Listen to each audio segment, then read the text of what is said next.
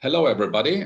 I'm Volker Friedrich. I'm the founder and CEO of GBP International, a project management and consultancy company focused on affairs in Asia Pacific. And in our today's talk, I have the pleasure to speak with Dr. Parag Khanna, a true global citizen, if I may say so. Parag is a US citizen, but he has been living and working more or less all around the world. Presently, he is in Singapore, and Parag is well known to I call it the Asian community. First and foremost, recently he published this book, The Future is Asian, which was widely discussed in the community. And Parag, today I like to ask you a little bit about the state of affairs in Asia Pacific, given all the say international developments we have with US election. We have, of course, the COVID crisis. We have a lot of activities going on in terms of multilateral agreements, RCEP, EU, China. So in order not to waste time, I like to structure it a little bit, and maybe you give some introductory statements from your side and focus a little bit on the historical context. Where is Asia coming from? How is the perception of the Asians towards the West? And what do you make of all these developments which happened in the last couple of weeks and months? Well, thank you, Volker. It's a pleasure to join you. Just briefly at the outset, it's important to remember that Asia has had a fairly linear upward trajectory in terms of economic growth and maintenance of political stability. And the milestone is very interesting that we are speaking in 2021, it's the 30th anniversary of the collapse of the Soviet Union. So in terms of milestones, really the Asian century, or the coalescence of Asia, which stretches all the way from West Asia, of the Persian Gulf countries, to East Asia with Japan, from Russia to Australia, that is the greater Asian zone that I depict in this book.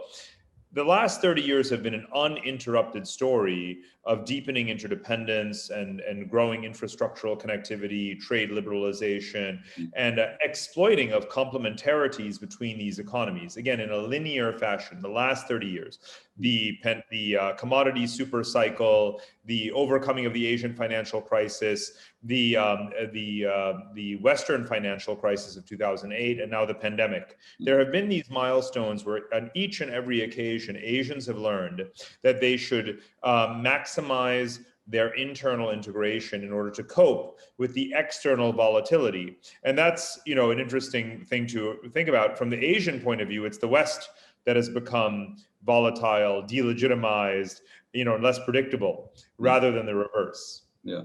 Well, I think I have some kind of a déjà vu. When I was a student in the 80s, we had the danger of Japan, overtaking the West. And I saw covers on the newspapers, in the magazine, and I'm sure you know the German magazine, Der Spiegel. This is the front cover today. And this is basically saying the danger of China, ? And this is also kind of putting it into context, that we are going to worry a little bit about the rise of Asia and China. And many people here regard it as a threat and not an opportunity. And I'm sure you know the sign in Chinese for risk is also opportunity. And I think this is the big misunderstanding, I believe, we have here in Europe. And of course, China does pose a threat here and there, and they are a strong competitor in many fields. But we are also missing the opportunity to cooperate. I see it more as opportunity than risk. And I think that by taking advantage of the opportunity, you also do things that mitigate the risk. And I think that that is the sophisticated approach to Asia and to China in particular that most people lack. Now, on the one hand, let's remember, Europe has done big business in Asia, right? European trade with Asia is far larger than American trade with Asia. That includes now China. It's Europe that has the free trade agreements with Japan, with Korea, with Vietnam, with Singapore, that has just passed this comprehensive agreement on investment with China, and so forth. So the European approach, including, of course, some countries joining Belt and Road, many more countries joining the AIIB, the Asian Infrastructure Investment Bank, Europe knows that the future is Eurasian much more than it is Atlantic.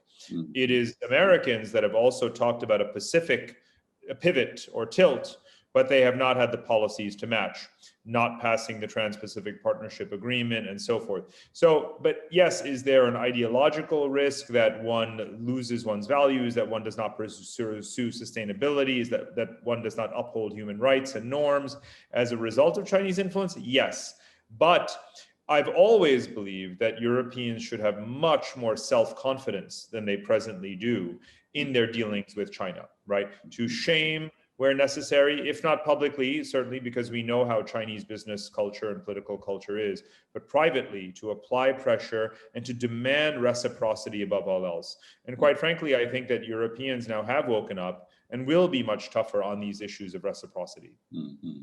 Well, of course, that goes hand in hand with the change in the US administration. And obviously, the news headline was about the US-China trade conflict. Some people call it war. I don't like that word. But do you expect that the new Biden administration will change course compared to the previous 4 years? By and large, the answer to that would be no. I mean, there will be a difference in terminology and so forth, but that's really not what's important. Yes, of course, vocabulary and image and perception matter, but let's remember again, you will not see any change in China's policy. People always ask first and foremost, what will be the change in US policy? But let's remember that China has changed nothing.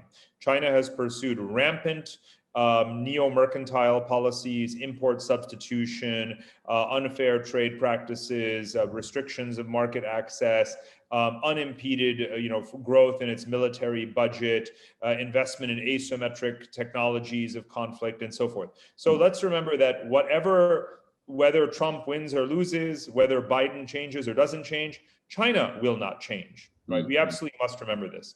So the question is, what is the policy collectively, or the new baseline set of policies that countries that fear China will pursue? And there you will see an acceleration in certain areas. You will see more activity under the auspices of the Resilient Supply Chain Initiative, right? To divert supply chains from China in critical infrastructures, whether it's pharmaceuticals, automobiles, clean energy, medical equipment, and so forth. Those kinds of things, right? Excuse me, isn't that a little bit contradictory to China and the EU signing this investment protection agreement just before end of last year? Because in this agreement, China itself still is effectively the world's largest economy. It has a large domestic market. It's driven by investment as well as consumption. It is now, as of just this week, officially the largest recipient of foreign investment in the world. So as everyone knows, in order to sell effectively and competitively versus Chinese firms in the Chinese market, you do need to be in China. So this diversion of supply chains and production is for what is consumed by the rest of the world. But in most cases, you will still make in China what you sell in China. And of course, in order, the agreement, also is very much about financial services. So here it's about accessing the onshore Chinese equity and bond markets, which is so critical for revenues. Let's remember that Europe's outstanding pension obligations are double America's. So it's Europeans that need to generate those returns from financial markets much more aggressively than Americans do. Yeah, well, I mean, obviously China is doing very well. They just released their numbers for last year, having 2.9% growth compared to -5 or 10 or 15 in some cases. So they are back on track, some like to say. On the other hand, we see also a little bit of, let's say, increased risk. We see some companies and factories relocating to places like Vietnam or Indonesia, Malaysia. Do you see this as a trend, or these are just a little bit of, let's say, eye-washing, that it's not only China when you talk about Asia? And naturally, some of the FDIs will have to go to other countries as well in order to have a certain balance. Yeah? Well, the very strong premise of my Asia book is that Asia is much bigger than China, right? China is 1.4 billion people, Asia is 4.5 billion people. So the majority of Asians are not Chinese, the majority of Asians live in democratic societies, and the majority of Asians fear China. So there's a lot of nuance and certainly dichotomies in Asia that a China-centric view tends to paper over, and that's very dangerous. Economically, South and Southeast Asia constitute what I call the fourth wave of growth. Japan was the first wave, the tigers were the second wave, China itself is the third wave, and now you have a fourth wave of these countries. Now, those countries, South and Southeast Asia, from Pakistan through India through Indonesia, that's 2.5 billion people. So that's a very sizable geography and young populations, rapidly urbanizing, fast-growing markets. So those are places that merit greater investment, even if one is also still very present in China. Let's remember that China itself is outsourcing very significantly because its wages are rising. It wants to boost its exports into those markets. It's just signed the RCEP trade agreement with them. And it has a massive investment in industrial automation underway. So it doesn't really need the human labor as much as it did before. I think this is a big shift, also in mindset, and it hasn't reached all the executive people in the corporations. Investing in China is not for saving cost, or having cheap labor anymore.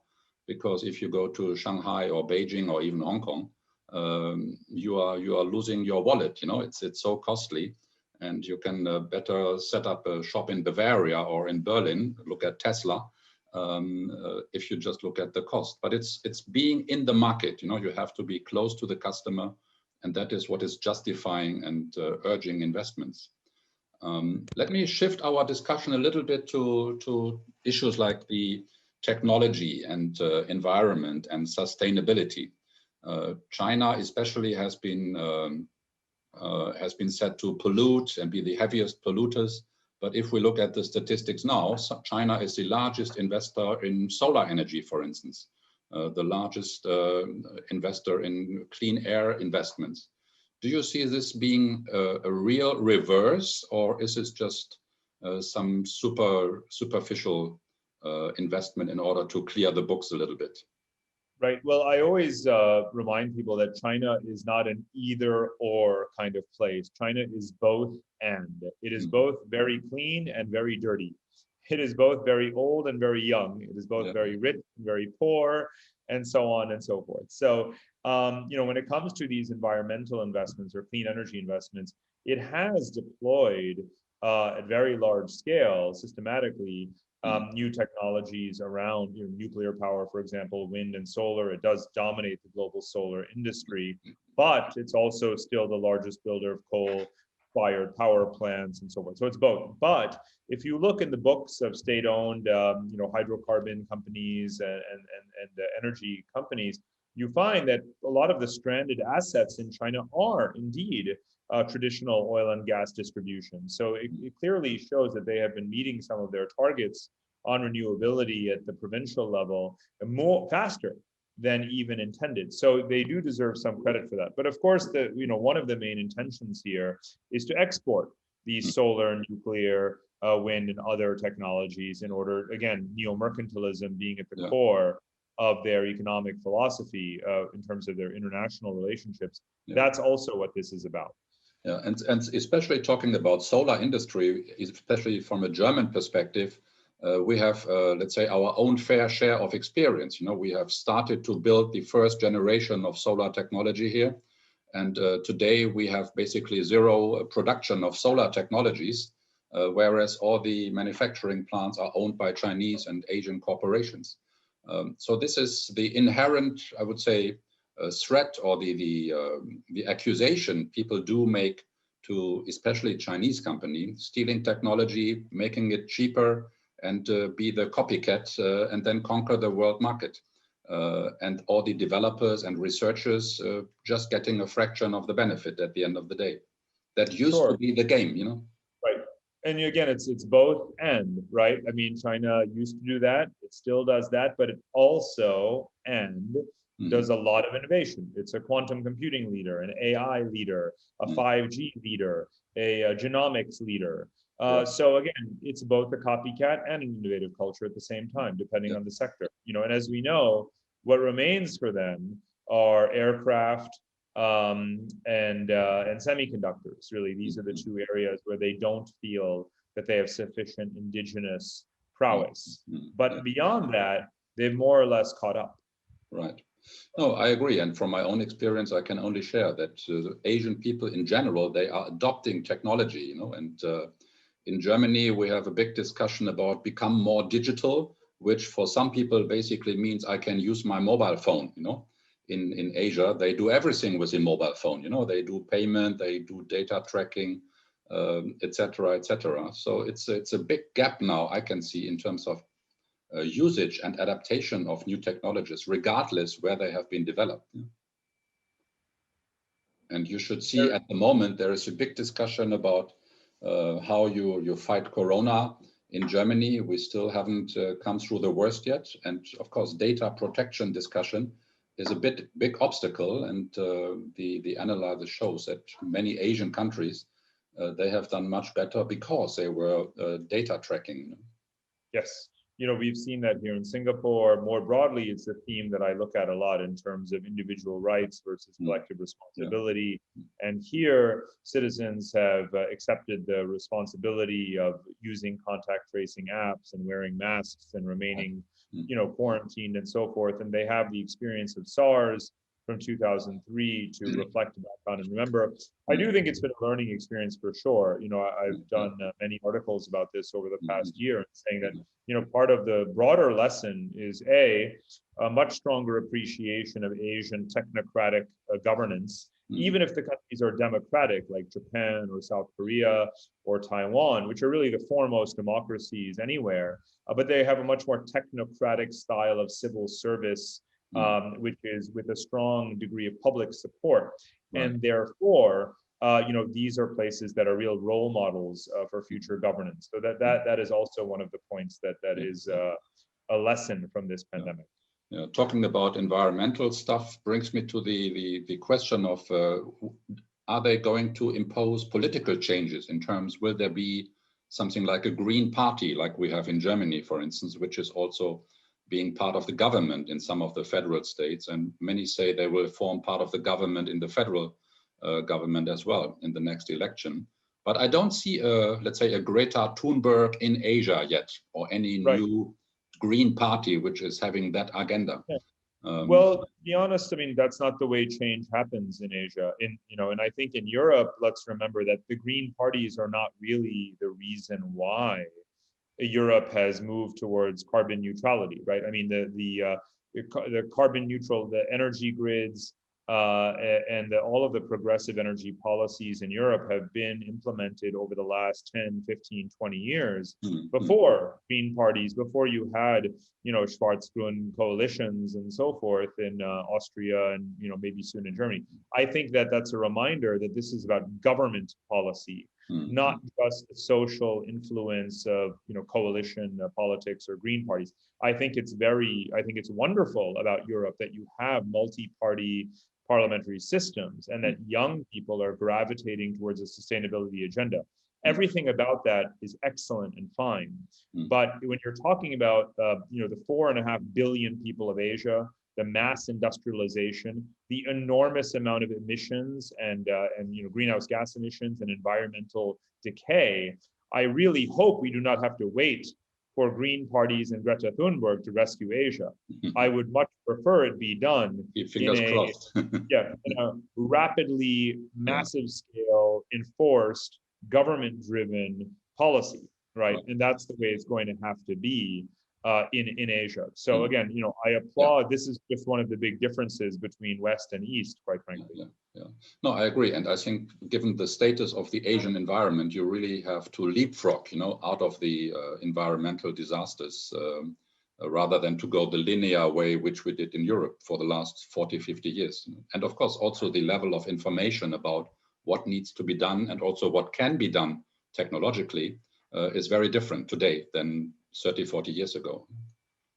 Yeah, that's right. So, and this is why, in a way, one of the, I would say, the weaknesses of Asian diplomacy, because Asians have integrated, as we discussed earlier, in many important ways in trade and finance and technology. But in terms of a common Asian environmental agenda, That is desperately lacking, right? Yeah. The technologically sophisticated countries transferring their hydrogen power and nuclear and wind at a lower cost to the markets that really need them. That is the one big missing piece of the Asian diplomatic picture right now. Okay, very interesting. In the last part of our discussion, I'd like to touch on your favorite subject, if I may say so, the Belt and Road Initiative. And in the introductory chapter of your book, you say, this is a milestone similar to the setting up of the United Nations. So many people have read or heard about the Silk Road. I think it is fair to say that in Europe, especially, we see also a little bit of a negative connotation that this is, let's say, a new form of invested colonialism of China, especially in Africa. We have the buzzwords of the debt trap, in Asia. Where does the Silk Road stand today from your perspective? And does China need to change course, or they just have to do a better PR from your perspective? Well, China is changing course, but let's remember the bigger picture. Belt and Road is one component, and the term New Silk Roads is one component of the much bigger pattern and issue. And that issue is infrastructure finance, global infrastructure finance, Eurasian infrastructure finance, cross-Indian Ocean infrastructure finance, the large population centers of Europe, Asia, and Africa reconnecting in ways with intensity far greater than the last period of history where they were so intimately connected, which was colonialism or even the pre-colonial world of the Silk Road era. So that Belt and Road, even if Belt and Road never existed, you would have a very vibrant marketplace of infrastructure finance. Europe has been involved, Japan has been involved, India is getting more involved.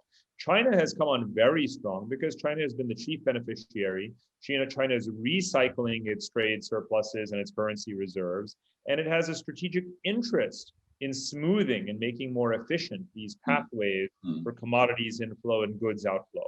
So Belt and Road is very sensible from a Chinese point of view. However, its brand has been far too aggressive. The debt trap diplomacy is unsustainable. It needs to share the wealth. It needs to have a more inclusive tent. And this is why I count on Europeans who have actually joined Belt and Road in the AIIB to change it from the inside. Because America's criticisms of Belt and Road from the outside won't change anything, right? The only way to change real on-the-ground decision-making and policy, whether it's for debt sustainability or environmental sustainability, is to compete vigorously internally. So I believe it does come down to Germans and French and Italians demanding that their companies, with their better technology, more sustainable practices, better corporate governance, and higher wages to workers, and all of these things, demand that they get their fair share because they are full participants in this process. So I really believe this is yet one more example of how Europe needs to be a very sovereign, confident, and co-equal voice on the global stage. Yeah, I cannot agree more with you. However, I have seen many, let's say, project initiatives where also China invites German or European companies to participate, let's say in Africa or in Sri Lanka or wherever, or in Kazakhstan. But what they are mainly looking for is an investment type of project, like a build, own, operate project. And I don't see these big companies from Europe, taking that risk, investing $1 billion or $2 billion and build a highway with a toll gate and then collect the money for the next 20 years. Nobody is daring enough to do that. The Chinese are, they have all the backing. In some case, they have government guarantees, or they are even government companies. So there is no risk of failure for them. Whereas the private corporations like Siemens, Saint-Gobain, whoever, they are more risk averse, let's put it this way, and they don't believe that they can recapitalize these investments. That's why we're seeing more public-private partnerships, more government-backed initiatives, whether it's the D10 or Club of Democracies on a technology partnership, EU-Japan partnership for sustainable infrastructure finance. So more risk guarantees, more backstops, and this kind of thing, so that there can be a more competitive marketplace around infrastructure finance, bring down those interest rates and so forth. Yeah. Well, now, of course, we have, let's say, a special situation, and we have the COVID impacts in all the economies worldwide. And I worry a little bit that we are doing a little bit of an extra round. Companies, they have to recompose themselves. Some have to go through restructuring. Some are going into liquidation. On the other hand, we have a vast growth in everything related to IT, e-commerce, software. So we really see a fast tracking of a structural change in the economies as well. And I don't have an answer yet. What does that mean for the Belt and Road projects? But certainly we are going to see a reassessment in its entirety. Well, I'll tell you, again, it's a live issue that's being modified all the time. And it's pre-COVID that China began to significantly divert its global Belt and Road portfolio much more towards Asia. And the pandemic has only reinforced that desire to achieve more local, regional self-sufficiency, to procure more energy and food from Russia, more more industrial imports from Japan and South Korea, and so on and so forth. So really, China is not looking to colonize Africa or South America. It looks to these far off regions primarily as a source of resilience for inputs and nothing more.